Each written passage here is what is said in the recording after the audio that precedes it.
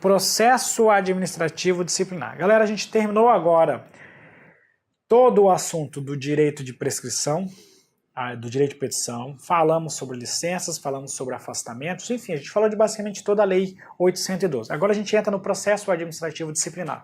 Essa aqui, na verdade, é mais uma continuação,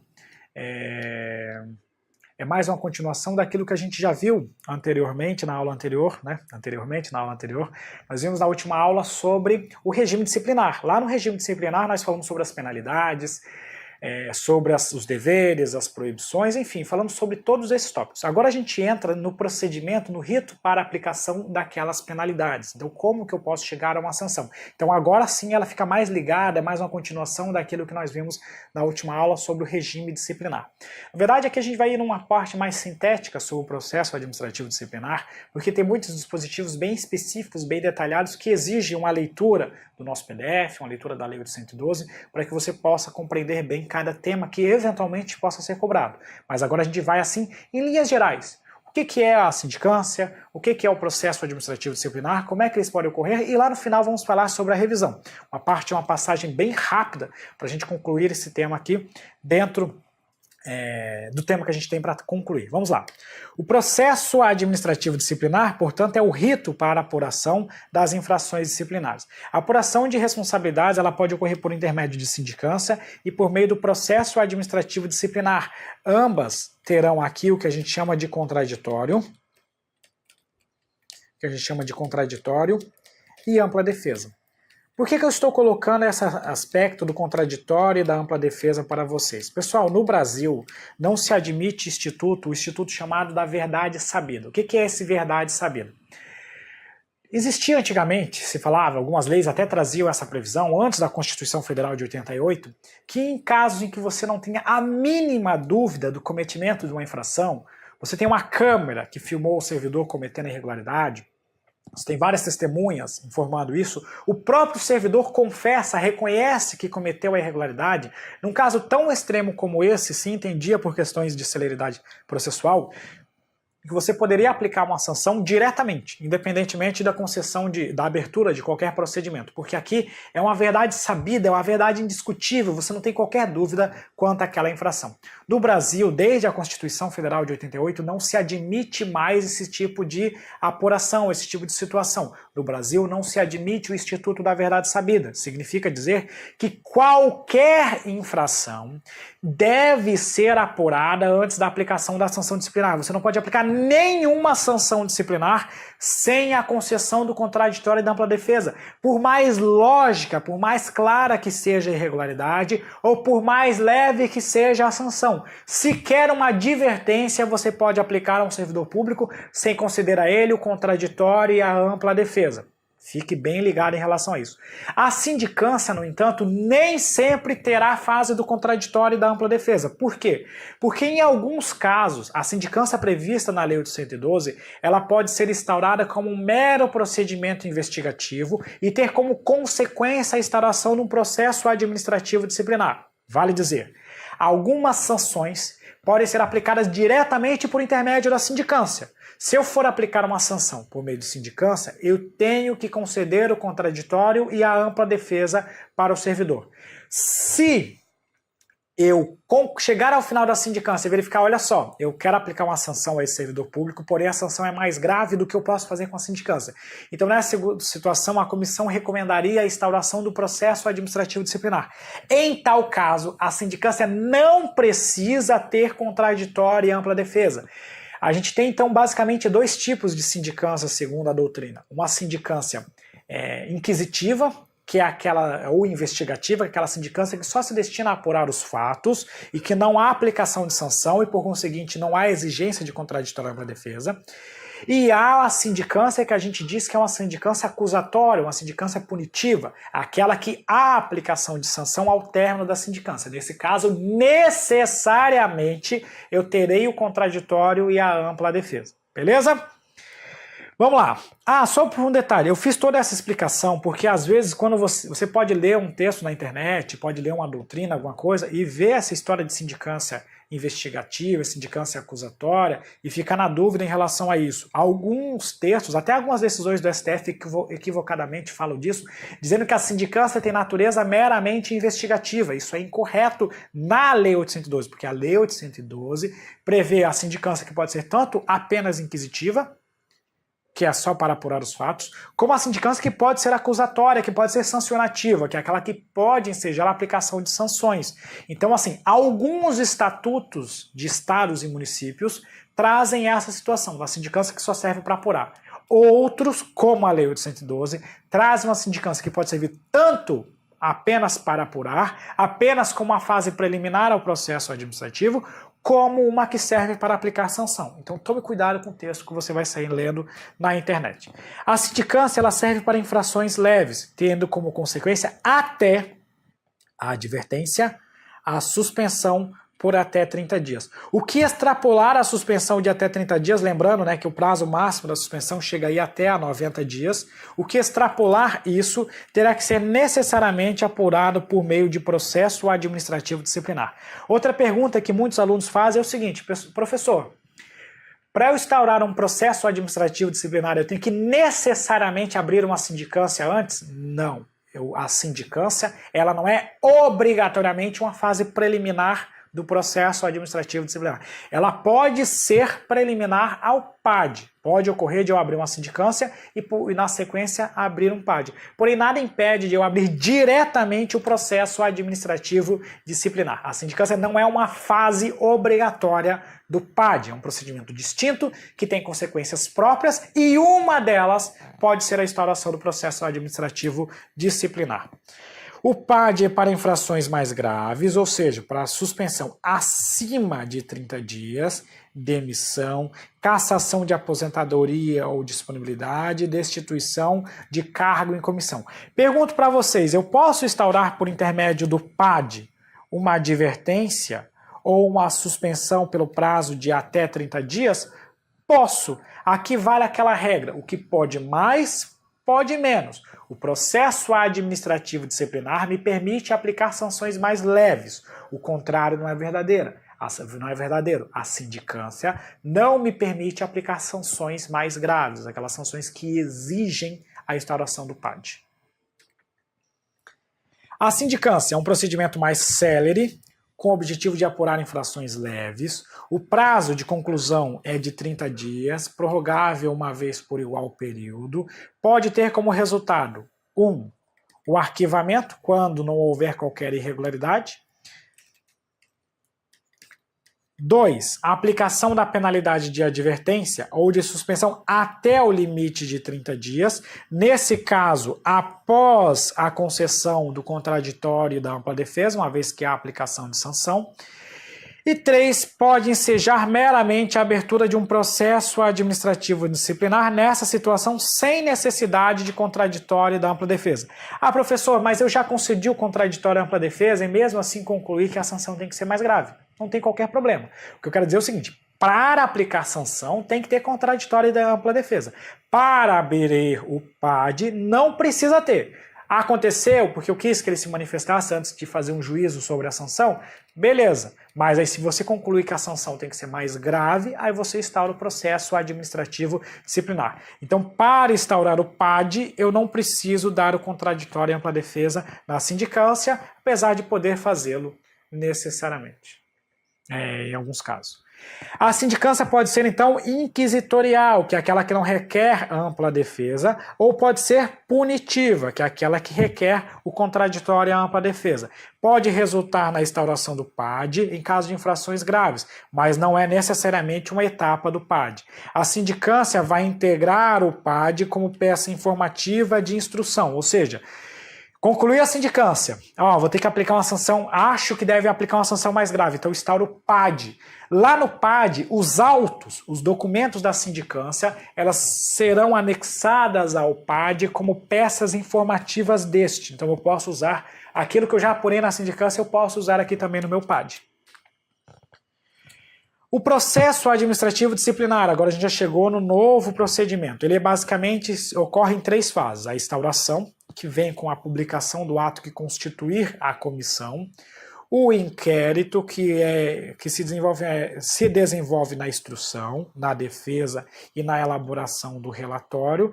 E, por fim, o julgamento, que é a decisão sobre aplicar ou não a penalidade proposta pela comissão. Então, veja só, aqui eu tenho a instauração do procedimento. Constitua a comissão, vai ter lá o seu presidente, os seus membros, etc. e tal. Aqui no inquérito é quando eu apuro os fatos, é quando eu vou coletar provas, eu vou fazer aqui, vou ouvir as testemunhas, vou fazer diligências, vou fazer perícias, enfim, é neste momento que eu busco provas, que eu busco informações, que eu quero saber o que efetivamente ocorreu. Por isso que a gente tem a instrução é quando de fato eu busco provas. Depois eu tenho a defesa, que é quando eu vou permitir que a pessoa apresente as suas alegações sobre aquilo. Após tudo isso, a comissão vai elaborar um relatório conclusivo que será encaminhado para a autoridade julgadora. Depois a autoridade julgadora vai receber esse meu relatório e vai emitir a sua decisão final. A comissão ela é composta por 3 servidores necessariamente estáveis e será presidida por um deles. O presidente da comissão ele deve ocupar um cargo efetivo superior ou de mesmo nível ou ter nível de escolaridade igual ou superior ao do indiciado. Não poderá participar. Veja que essa exigência aqui é só para o presidente, né? Não é para todos os membros da comissão. Não poderá participar de comissão de sindicância ou de inquérito o cônjuge, companheiro ou parente do acusado, consanguíneo ou afim, em linha reta ou colateral, até o 3º grau. Ou seja, estará impedido de atuar da comissão de sindicância ou de inquérito no âmbito do PAD o cônjuge, companheiro ou parente do acusado, seja consanguíneo ou afim em linha reta ou colateral até o 3º grau. A ideia aqui é porque tal situação iria ferir logicamente a impessoalidade, né? Então você vai ferir a impessoalidade aqui se você tiver o cônjuge, companheiro, parente participando da comissão, porque ele não teria a devida imparcialidade para participar dessa apuração. O prazo para conclusão é de 60 dias, prorrogável uma única vez. Então eu tenho aqui 60 mais 60. Mas o STF entende que ainda tem mais um prazo de 20 dias para julgamento. O STF entende que esse prazo de julgamento ele está fora desse prazo de 60 mais 60. Então eu tenho 60 mais 60 mais 20 para julgamento. Aqui é para o meu inquérito até a elaboração do relatório conclusivo e aqui é mais 20 para julgar. Pessoal, o ponto importante é que esse prazo de 140 dias, ele é um prazo que a gente chama de prazo impróprio. O que eu quero dizer com prazo impróprio? O julgamento fora desse prazo, além dos 140 dias, que a autoridade demore mais do que 20 dias, por exemplo, para julgar, não gera nulidade da decisão. Ah, foi lá o processo durou 1 ano para apuração do fato. Isso gera nulidade? Não. Por si só, isso não gera qualquer nulidade. É um prazo impróprio, é um prazo de referência. A única consequência é que se houver prescrição, a autoridade que deu causa à prescrição será responsabilizada. Então, assim, nada impede um julgamento além desse prazo. O que não pode ocorrer é a aplicação da sanção cuja ação já prescreveu. Se houver prescrição, nesse caso a autoridade que engavetou propositalmente o processo estará sujeita à sanção. Poderá ser decretado o afastamento preventivo do servidor. Afastamento preventivo, cumpre observar que isso aqui não é sanção disciplinar, isso apenas é uma medida cautelar. Esse afastamento preventivo ele pode ter a duração de até 60 dias, prorrogável uma vez por um período, por mais um período igual, ou seja, por mais 60 mais 60, sem prejuízo da remuneração. É justamente por não ser uma sanção. Imagine que tem um servidor que ele é muito influente, ele está num nível muito elevado dentro da estrutura hierárquica, ele cometeu uma infração muito grave, e esse cara, se continuar trabalhando, ele vai mexer os pauzinhos dele para impedir que as pessoas, que os outros servidores vão lá e apresentem e atue como testemunhas, ele tem meios, se ele continuar trabalhando, de destruir provas, ele tem meios de prejudicar a apuração dos fatos. Nesse caso, a autoridade competente pode decretar o afastamento preventivo. Como o afastamento preventivo não é uma sanção, ele ocorre sem prejuízo da remuneração, sem prejuízo de quaisquer dos benefícios desse servidor público. Ele fica em casa, fica recebendo, para não atrapalhar a apuração dos fatos. O servidor que estiver respondendo a processo disciplinar, ele somente poderá ser exonerado a pedido ou aposentado voluntariamente após a conclusão do processo e o cumprimento da penalidade, se eventualmente aplicada. Eu não posso chegar, imagina que eu ocupo um cargo em comissão, estou sofrendo um processo, ou sou um servidor efetivo mesmo, aí eu não quero sofrer a sanção, peço uma exoneração a pedido para escapar da sanção disciplinar. Negativo. A sanção será ou continuará ocorrendo, você vai continuar no cargo, você não pode nem ser exonerado a pedido, nem aposentado voluntariamente, enquanto não concluir a apuração, e se você for sofrer uma sanção, além disso, você terá que cumprir a pena e só depois poderá pedir a exoneração ou ser aposentado voluntariamente. Isso aqui é para o cara não escapar da apuração. O servidor pode acompanhar o processo administrativo disciplinar pessoalmente ou por meio de procurador. Esse procurador aqui tem duas informações sobre ele. Primeiro ponto, esse procurador é aquela pessoa que eu vou lá e eu outorgo, ó, você quer apurar aí? Você quer me ajudar aqui? Então eu estou te concedendo essa documentação para você participar das etapas do processo administrativo disciplinar. Esse procurador não precisa ser um advogado. Então esse é um primeiro ponto. Pode ser qualquer pessoa que seja da minha confiança, eu posso otorgar uma procuração. Além disso, galera, o próprio STF admite, por meio da súmula vinculante número 5, que a falta de defesa técnica por advogado não ofende a Constituição Federal. O que o STF está dizendo? Que o fato de o processo administrativo disciplinar não exigir a presença de um advogado não ofende o direito ao contraditório e ampla defesa. É uma faculdade, é uma decisão minha dizer se eu quero um advogado, se eu decidir que quero um advogado, a administração pública não pode se negar, ou simplesmente me defender diretamente, ou seja, pessoalmente, eu mesmo faço a minha defesa, ou coloco qualquer outra pessoa que seja de minha confiança para fazer a minha defesa. O que interessa é que na defesa do processo administrativo disciplinar não é exigida a presença de advogado. Se o servidor quiser advogado, é um direito dele, a administração não pode negar. Se ele não quiser advogado, se ele não quiser constituir advogado, se ele entende que ele mesmo consegue se defender, mesmo não sendo um advogado, ele pode fazer sem qualquer problema. Confirmada a infração, o servidor será indiciado, ou seja, a partir do momento em que a comissão entende que há infração disciplinar, ela vai indiciar o servidor fazendo a sua citação. A citação é o documento que chama o servidor para se defender. Essa citação, então, é para a apresentação da defesa escrita, que deve ser feita no prazo de 10 dias, prorrogáveis.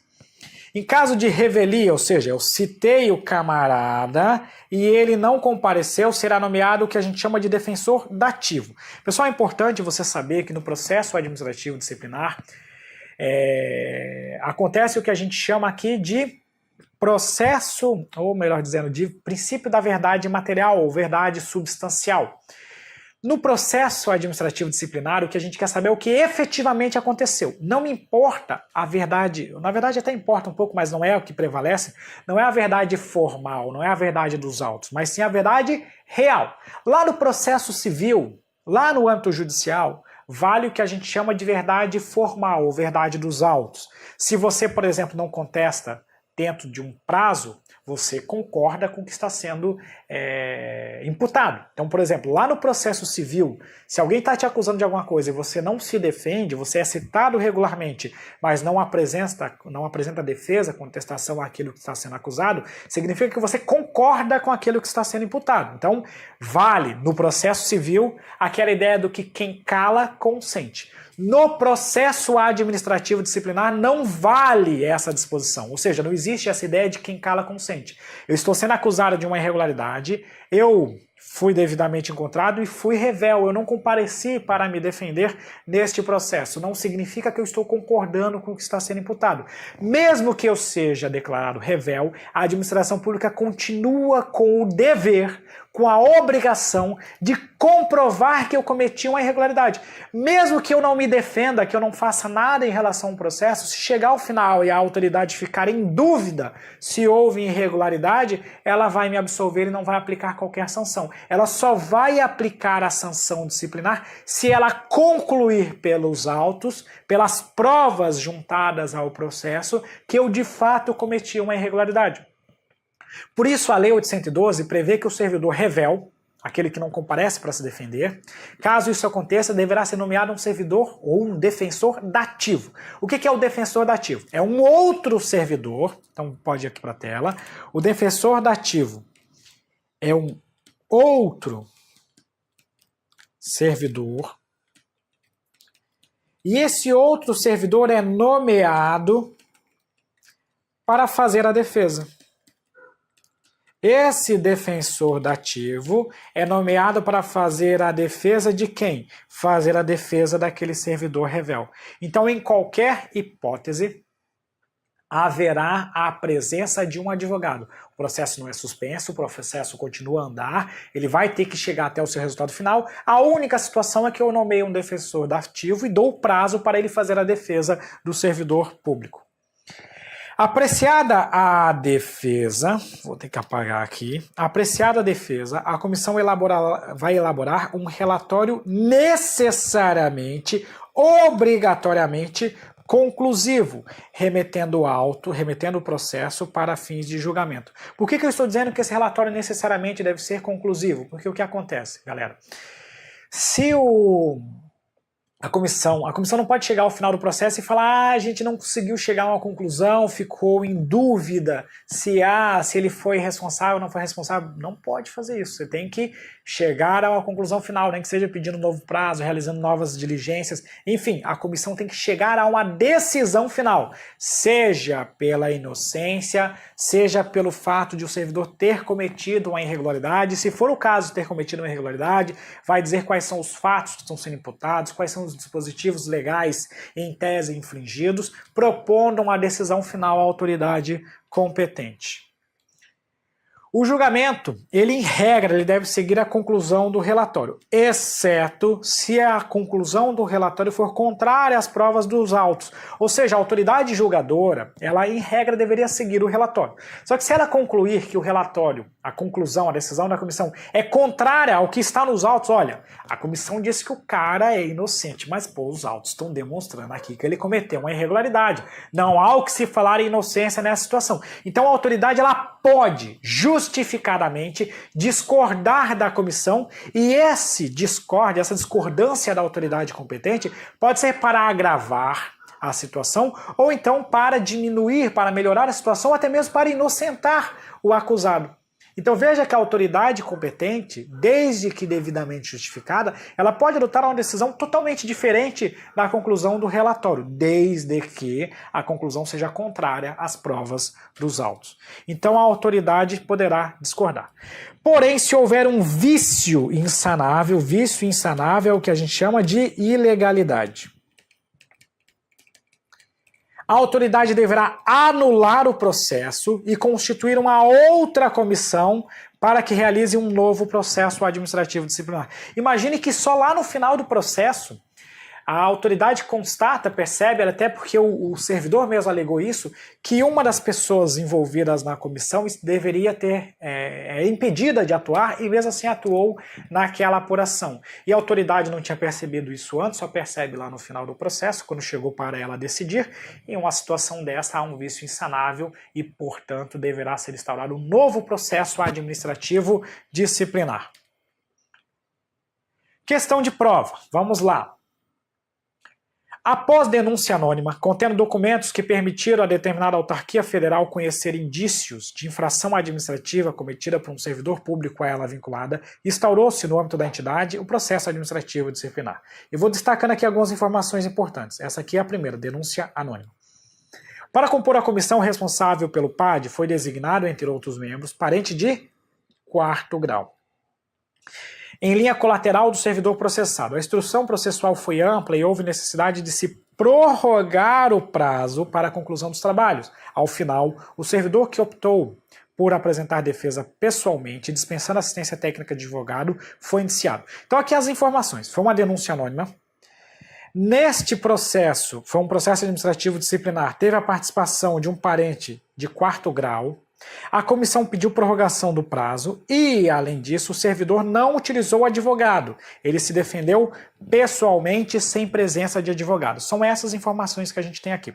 Superado o prazo para a conclusão do processo, sobreveio decisão proferida pela autoridade competente e que foi reconhecida a prescrição da pretensão punitiva, ou seja, prescreveu.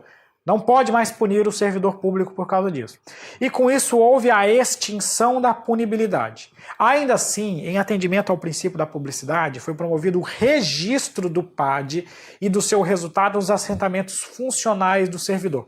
O que aconteceu nessa situação aqui é um caso que foi cobrado 2 vezes em questões do ano passado, acho que talvez até numa desse ano, agora não lembro direito, sobre essa situação da prescrição da pretensão punitiva. Ou seja, prescreveu a possibilidade de o Estado punir o servidor. Não posso mais puni-lo. Eu tenho que declarar a extinção da punibilidade. Eu encerro o processo sem aplicar qualquer sanção ao servidor público, porque eu não posso mais fazer isso. É isso que está acontecendo. Se você pegar aí o artigo 170 da Lei 812, você vai ver que consta lá uma disposição que se houver a prescrição, a autoridade não vai aplicar a sanção, mas ela deve registrar os fatos nos assentamentos individuais do servidor. É mais ou menos assim. O que a Lei 812 está dizendo? Olha, você está sendo acusado de uma insubordinação grave em serviço, só que eu não vou te punir porque prescreveu. Eu chego lá no assentamento do servidor e digo, ó, foi acusado de insubordinação grave, a comissão concluiu que ele foi de fato insubordinado, que ele cometeu a irregularidade, que deveria ter sido aplicada a pena de demissão. No entanto, não foi aplicada a demissão porque houve a prescrição. Isso vai ficar na ficha do servidor, na ficha funcional dele. Eventualmente, vai chegar uma nova autoridade, vai olhar essa ficha e vai ver, esse cara aqui não é bom não vou colocar ele numa função gratificada, porque esse cara aqui ele só não foi punido, só não foi demitido porque prescreveu aquela sanção. Pessoal, a situação é um absurdo. Uma vez que haja prescrição, eu não posso fazer qualquer registro em relação a isso. Porque quando há prescrição, se eu faço um registro desse, eu estou ferindo o princípio da presunção de inocência. Porque às vezes eu vou declarar a prescrição sem sequer instaurar um processo administrativo para o servidor se defender. Então ele não vai ter nem o direito de se defender. Logicamente, a autoridade competente não pode tomar qualquer conclusão sobre o fato sem a concessão de um contraditório em ampla defesa, por exemplo. Então, se há prescrição, o Estado perde totalmente o seu poder de punir o servidor. Inclusive, perde o poder de registrar isso nos assentamentos funcionais do servidor público. Se houver a prescrição, não posso fazer qualquer registro.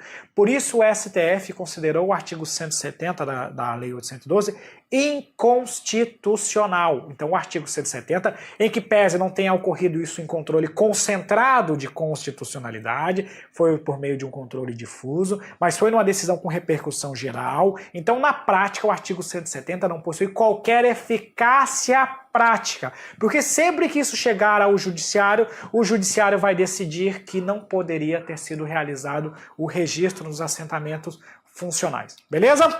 Então, vamos lá. Considerando que fala a doutrina e a jurisprudência, é correto afirmar que, na situação apresentada, houve irregularidade decorrente de... E aí aqui a gente coloca de fato a questão. Pelo fato de a comissão ter sido integrada por parente do servidor. O parente é de 4º grau e a lei veda a participação de parente até 3º grau. Então aqui não há qualquer irregularidade quanto ao grau de parentesco. Do registro nos assentamentos funcionais do servidor, porque o artigo 170 foi considerado pelo STF inconstitucional. Eu não posso proceder ao registro. Do excesso de prazo para a conclusão do processo. Ele falou apenas em prorrogação, ele nem colocou o prazo. Mesmo que ele falasse de prazo, o prazo em si ele é impróprio. O prazo é de 60, prorrogável por mais 60, e aí ele tem mais 20 para fazer o julgamento. O simples fato de ter prorrogação não gera qualquer irregularidade. E mesmo que tivesse extrapolado esse prazo, o prazo é impróprio, não há irregularidade. Da ausência de defesa técnica por advogado, a súmula vinculante 5 do STF dispõe que não precisa ter defesa técnica por advogado, pelo fato de a denúncia que deu origem à instauração ter sido anônima. Isso aqui está errado. Em geral, pessoal, a denúncia ela não pode ser anônima. A denúncia ela tem que conter a identificação do denunciante. Porém, o STF, o STJ, a jurisprudência em geral, entende ser possível a utilização de denúncia anônima, desde que ela seja corroborada por outros instrumentos investigativos. Porque às vezes chega uma autoridade que tem um poder muito forte, as pessoas não vão se sentir confortáveis em fazer uma denúncia identificada. Então ela faz uma denúncia anônima por meio de canais, ouvidorias ou outros canais para isso, não se identifica, só que ela traz elementos probatórios fortíssimos para apurar os fatos. Nessa situação, a autoridade competente pode adotar medidas preliminares para corroborar essas provas que estão sendo trazidas e, com base nisso, iniciar um processo administrativo disciplinar. Então, a denúncia anônima, por si só, não gera nulidade de qualquer procedimento de apuração, seja no âmbito administrativo, seja no âmbito judicial, inclusive no âmbito penal. É possível que exista, de fato, uma denúncia anônima, desde que corroborada por outros informes. Então, gabarito, aqui a nossa alternativa B. Eu até trouxe aqui essa decisão, o informativo 743 do STF, que trata justamente da inconstitucionalidade do artigo 170. Eu não vou fazer uma leitura integral desse informativo, mas apenas a gente deve ver, eu acho que a parte final aqui, ó. Afirmou que a anotação dessa ocorrência em ficha funcional violaria o princípio da presunção de inocência. Em consequência, a Corte, por maioria, declarou a inconstitucionalidade incidental do artigo 170 da Lei 812, daí porque não poderia se proceder ao registro na ficha funcional. Gabarito, alternativa B. Portanto, né, até voltando aqui, caso você não tenha visto a B, está aqui pelo registro dos assentamentos do servidor. Outra questão, agora da FCC, de 2016, no curso de processo administrativo disciplinar, movido contra João, servidor do TRT da 23ª Região, foi constatada a ocorrência de vício insanável. Em razão disso, a autoridade que determinou a instauração declarou a nulidade total do procedimento. A propósito dos fatos, nos termos da Lei 812, a autoridade que declarou a nulidade deverá, por meio de decisão autônoma, intimar a mesma comissão já formada para o anterior processo administrativo para que seja instaurado um novo processo. Pessoal, ele constitui uma nova comissão para fazer um novo processo. Então, por isso esse item aqui está errado. A nulidade em razão do vício insanável nunca é total, mas sempre parcial, sendo aproveitados os atos já praticados em prol do princípio da economicidade processual. A nulidade ela pode ser parcial ou total. Em alguns casos, se é uma nulidade que apenas a partir de determinado momento eu posso declarar essa nulidade parcial, voltar e corrigir a partir dali. Agora também pode ser total, como por exemplo a participação aí de alguém que seria impedido. Isso vai ocorrer lá no começo do processo, gerando uma nulidade total do meu procedimento. Então ela pode ser total ou pode ser parcial a nulidade da apuração.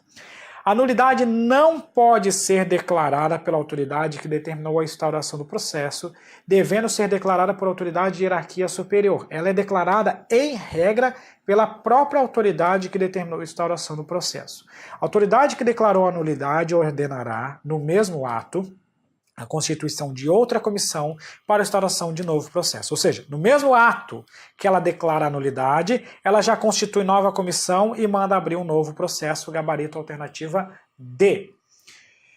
Nulidade, ainda que total, não exige a abertura de novo processo administrativo, devendo ser aproveitado o mesmo processo desde que devidamente sanado o vício. Pessoal, a questão fala lá em cima que o vício é insanável. Se o vício é insanável, óbvio que não há que se falar em sanar o vício. Quando a gente fala de, de vícios sanáveis, são aqueles vícios convalidáveis, aqueles vícios que eu poderia corrigi-los. Então, se o vício é sanável, eu sano a irregularidade e continuo o processo. Se o vício é insanável, eu declaro a nulidade total ou parcial, constituo nova comissão, abro novo processo. Então, com isso, gabarito alternativa D. 21. O processo disciplinar será conduzido por comissão composta por servidores estáveis, designados pela autoridade competente. A propósito do tema, o processo disciplinar será conduzido por comissão composta de 5 servidores estáveis. Na verdade, são 3 servidores estáveis. Então, o item 1 está errado. 2. A comissão terá como secretário servidor designado pelo seu presidente, não podendo a indicação recair sobre um de seus membros. Errado. O que acontece, pessoal? Você tem a comissão, 3 membros. Um deles tem que ser o presidente. E esse presidente vai designar um secretário. Esse secretário pode ou não ser um dos membros da comissão. Posso pegar um dos membros aqui, mandar ele secretariar, ou até posso nomear uma outra pessoa para atuar como secretário. Então o 2 também está errado. Poderá participar de comissão de sindicância ou de inquérito parente do acusado em linha colateral de 3º grau. A irregularidade é justamente até o 3º grau de parentesco, então não poderá participar este parente. As audiências das comissões terão caráter reservado, correto, porque aqui há a presunção de inocência, então durante as audiências da comissão eu tenho que ter aqui o devido caráter reservado, com isso o gabarito é a nossa alternativa B. Pessoal, aqui é lógica, né? Nenhum princípio constitucional ele é absoluto. Nenhum princípio constitucional é absoluto. Então o princípio da transparência ele tem exceções, o princípio da publicidade, né, ele tem exceções. Uma delas é a defesa da intimidade, é o próprio princípio da inocência. Então as reuniões da comissão elas possuem caráter reservado. A comissão serão dadas as informações à sociedade quando cabível que se dê essas informações. Agora, durante a apuração, as reuniões possuem caráter devidamente reservado, conforme descrito na Lei 812. Então, gabarito, letra B, porque somente o item 4 está correto. Rito sumário, eu vou passar de forma sumária no rito sumário, né? O rito sumário é aquele procedimento destinado a apurar a irregularidade do servidor quando houver abandono de cargo, inassiduidade habitual ou acúmulo ilegal de cargos públicos, porque são situações bem claras, né? Pô, o cara sumiu, desapareceu, abandonou o cargo, ou vive faltando, ou então ainda quando o servidor acumula cargos ilicitamente, eu não preciso ter um procedimento tão longo para apuração, porque aqui a coisa é bem objetiva. Eu posso fazer um cara crachar, olha, abandono de cargo, o cara faltar durante mais do que 30 dias consecutivos. Então precisa apenas apurar esse fato. Então é uma coisa bem rápida de eu fazer a apuração. Então vamos lá. O rito sumário é aplicável para apurar as seguintes infrações, todas elas ensejam a demissão do servidor. Quais são elas? Posse em cargo inacumulável, abandono de cargo e inassiduidade habitual. No caso de acumulação ilegal, o servidor é notificado para optar por um dos 2 cargos no prazo improrrogável de 10 dias. Então ele vai fazer aqui a sua defesa ou então vai optar por um dos 2 cargos. Ele, realmente eu errei e eu vou ficar com esse cargo aqui, estou pedindo a exoneração em relação a outro cargo, estou pedindo a vacância em relação a outro cargo que eu não poderia acumular. Nessa situação você presume a boa-fé do servidor público e beleza, ele continua a desempenhar o outro cargo, o cargo que ele escolheu normalmente. Se o servidor não optar por um dos 2 cargos, se ele quiser, vamos dizer assim, bater de frente, continuar a briga, aí vai a apuração até o final e se ao final, voa a caneta aqui, se ao final constatar-se que esse servidor de fato acumulava ilicitamente cargos públicos, ele vai ser demitido e o entendimento majoritário é que ele perde os 2 cargos. Então veja só, você é chamado a se pronunciar previamente, se você optar por um dos 2, presume-se a boa-fé. Se você não optar por um dos 2 e ao final se constatar que você de fato acumulava ilicitamente os 2 cargos, você perde os 2 cargos ou empregos acumulados de forma ilícita. Possui a fase de instauração, instrução e julgamento. A comissão ela será composta por 2 servidores estáveis, então a comissão menor. Os prazos para instauração e instrução são de 30 dias prorrogáveis por mais 15 dias, de defesa mais 5 dias e de julgamento mais 5 dias. Então a gente pode ter aqui 30 mais 15 mais 5 mais 5. Então aqui eu vou ter um prazo total de, se eu não estou enganado, 55 dias o total para apuração. Beleza? Então isso aqui em relação ao rito sumário. O rito sumário é bem tranquilo, bem pouca coisa para a gente estudar. Galera, agora a gente vai para a última parte da nossa aula, que é a revisão do PAD. Tá? Então assim, O que acontece? Uma vez concluído o processo administrativo disciplinar, a autoridade adote a sua decisão final, acabou. Não tem mais o que se discutir lá no processo administrativo disciplinar. Porém, a legislação prevê um procedimento chamado de revisão. Essa revisão, ela equivale ao que a gente vê lá na iniciativa privada, lá no processo civil, que a gente chama de ação rescisória. Então, ela equivale à ação rescisória. A revisão do PAD, ela não é um recurso, ela não ocorre no âmbito do próprio processo administrativo disciplinar. O PAD encerrou, acabou, a autoridade tomou a decisão final.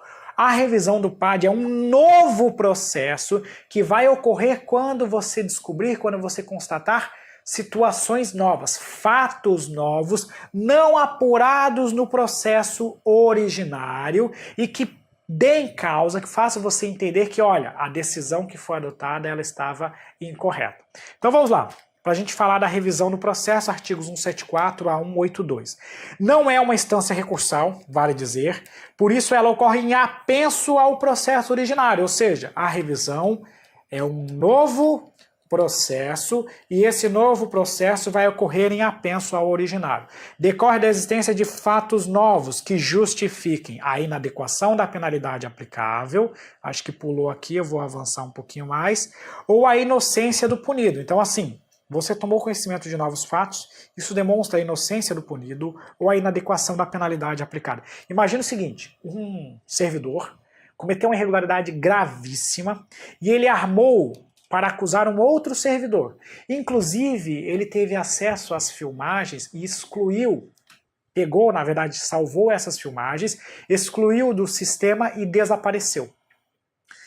E quando você foi apurar, estava um outro servidor ali e tudo indicava que de fato foi esse servidor. Ele disse que ele era inocente, mas ele não conseguiu provar a sua inocência e, pelo contrário, as provas levavam a crer que de fato aquele terceiro servidor foi quem cometeu a irregularidade. Só que aí você foi lá e demitiu esse camarada. E 3 anos depois, você encontra as fitas com as gravações e que demonstram por A e mais B que, na verdade, o servidor punido era totalmente inocente e foi aquele servidor que desapareceu, que deu causa, que armou para aquele servidor. Olha, esse fato novo que está nessas fitas, você não teve conhecimento na época da apuração do processo administrativo disciplinar. E seria uma injustiça total você continuar com aquela punição aplicável ao servidor a partir do momento que você sabe, por meio desse novo fato que surgiu, que o servidor era inocente. Se naquele momento do processo administrativo disciplinar você tivesse ciência dessas informações, logicamente que você teria inocentado o servidor. Por isso, pessoal, a revisão do PAD, ela decorre desses fatos novos que possam ensejar aqui a inocência ou a inadequação da penalidade aplicável. Aqui a inocência, claro, ele vai ser totalmente absolvido. Agora aqui na inadequação, suponha que ao invés de aplicar a demissão, o adequado seria aplicar apenas uma advertência. Olha como a penalidade anterior era totalmente inadequada. Cumpre observar que na ação rescisória, na nossa ação rescisória, não cabe a alegação, a simples alegação de injustiça. Ah, eu fui injustiçado. Não, não cabe simples alegação de justiça. Tem que ter fatos novos. A revisão ela pode ser feita a qualquer tempo, ou seja, a lei não fixa um prazo específico para que você instaure a revisão. Então ela pode ser feita a qualquer momento, a qualquer tempo. Porém, uma informação muito importante é que na revisão há o ônus, a inversão do ônus da prova. O que eu quero dizer com essa inversão do ônus da prova? Porque anteriormente, quem tinha que provar que o servidor cometeu a irregularidade era a própria administração pública. A administração tinha que provar que você cometeu a irregularidade. Inclusive, no caso de revelia, você não poderia simplesmente aplicar a sanção sem provar que houve irregularidade. Isso a legislação deixa bem claro. Agora, na ação de revisão, você não pode chegar, ó, estou pedindo a revisão, eu quero que a administração prove novamente que eu cometi a irregularidade. Não, pessoal. Agora a administração não precisa provar mais nada. A administração já provou lá no processo administrativo disciplinar. Agora quem tem que provar é você que está solicitando a revisão. Então, na revisão, o ônus da prova é do requerente e não mais da administração pública. Será aberta uma comissão, as regras aplicáveis à comissão são basicamente as mesmas do processo administrativo disciplinar. Essa comissão terá um prazo de 60 dias para concluir a revisão e, além disso, haverá um prazo de julgamento de mais 20 dias. O julgamento fica a cargo da autoridade que aplicou a penalidade anterior. Então, a mesma autoridade que aplicou a penalidade anterior é quem faz o julgamento da revisão. Por fim, pessoal, na revisão, não é possível agravar a penalidade, ou seja, é vedada a reformácio impégios.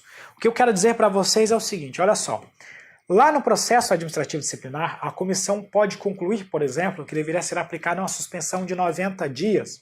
Vamos dizer que seja esse o prazo que ela disse. E a autoridade chegou e não concordo com o relatório, na verdade essa irregularidade aqui é gravíssima e eu vou aplicar a pena de demissão. A autoridade discordou do conteúdo do relatório e agravou a situação.